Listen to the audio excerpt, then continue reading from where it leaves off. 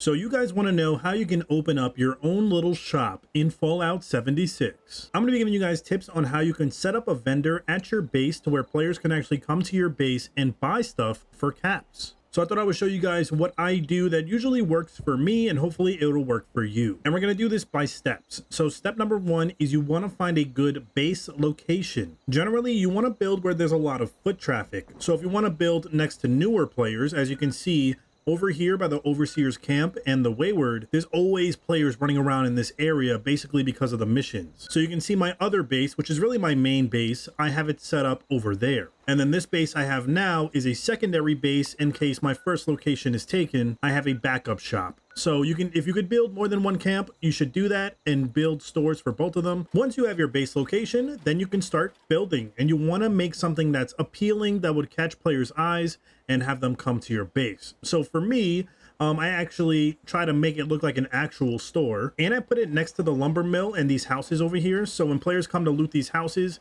my base will pretty much stand out and it'll look like an actual shop that's in the game. Now the layout doesn't have to be anything crazy. As you can see, I suppose I have my display here with all my big robots on it. This base is still under construction, so it's not completely finished yet. Then we have my checkout area, which I think I'm gonna put another vendor machine behind the counter.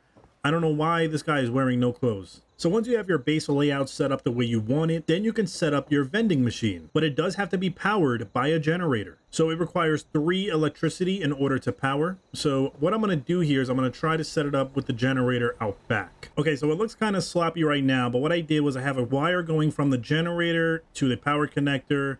It's kind of like, it was hard to get it in here because the wires kept getting like intersected by the wall. So what I do is I might block this door off, but just for right now, I'm going to probably change it up later, but just for right now for the video, I'm going to have to connect it to power here. So I'm trying to have the cables run through the ceiling, and then we connect it to the vending machine, and as you can see, it pops on. Now that the vending machine is on, we're able to go in there and place items to sell. So as you can see, my vending machine is pretty much full. I have almost maxed out and just filled it up with a bunch of stuff. So I try to sell a little bit of everything from every category. So first I go to the weapons tab, and as you can see, I'm selling a pistol, you know, some knives, some laser guns. For me, it seems like the laser guns sell the best or the most. People usually buy a lot of them so they can scrap them for other parts. And then as you loot more stuff and you find more higher level weapons, you can sell them for a more expensive price. But when you first open up your vending machine, it's probably going to look empty, and all you're going to see is your list like this without the price tags. So you can see these ones have the price tags because they're currently for sale. These are the weapons that I currently have in my inventory. So if you wanted to put them for sale, let's say this automatic combat rifle, we would just switch it over to our inventory on our person. Then we will go and find the weapon, the assault rifle. Then we're going to transfer it back over, and then now we can set an item price. Now the value of this gun is 168 caps. That does not mean you should set the price to that value, because vendors, the NPC vendors, also sell it for this value. So why would they buy it from you when they can just get it from a regular vendor? Instead, give them a good discount. So instead of 168, let's say 50 caps. So that way they're getting a really good deal.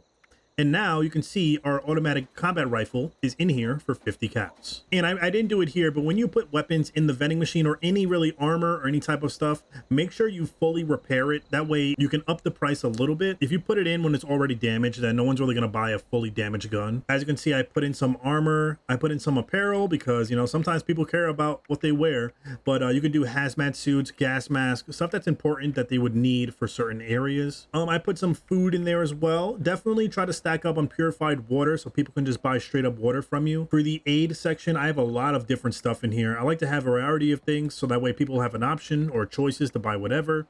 Stem packs are a big seller, so if you can fill it up with stem packs, they will probably sell out pretty quickly. And then here's the big bucks, is the plans. So any plans that you have, whether you know it or you just don't want to learn it, you can sell it.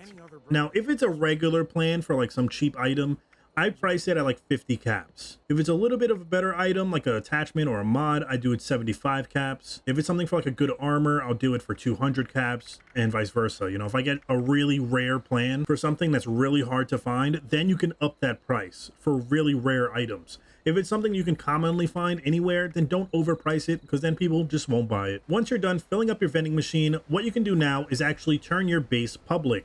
Once you put it on public, then all the players will be able to see your base. Similar to how this guy's base is right here. how we can see it on the map. It's because he has his base public and we can actually see the type of stuff he's selling. So what you want to do now is just click on your base, and before you make it public, change the icon to something more eye-catching and appealing. Don't have that regular tent look.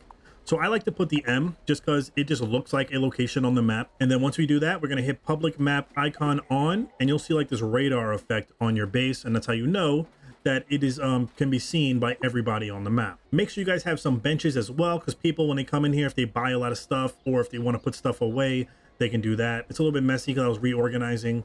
This base is not 100% ready yet, but this is how you guys can set up your vending machine, sell some items, and you guys would normally just go about your day now. Just play the game, go do some missions, go explore, and randomly people will just start buying from you, and you'll see it pop up on your screen. Every time someone buys something, you'll see what they bought, and you'll see how much caps that they actually just spent. Hopefully this video was helpful. If you still have any questions, or if I forgot to mention anything, you could drop it down in the comments below. And if you want to stay up to date with more Fallout tutorials and news like this, make sure you guys subscribe and hit that thumbs up. Thank you for watching.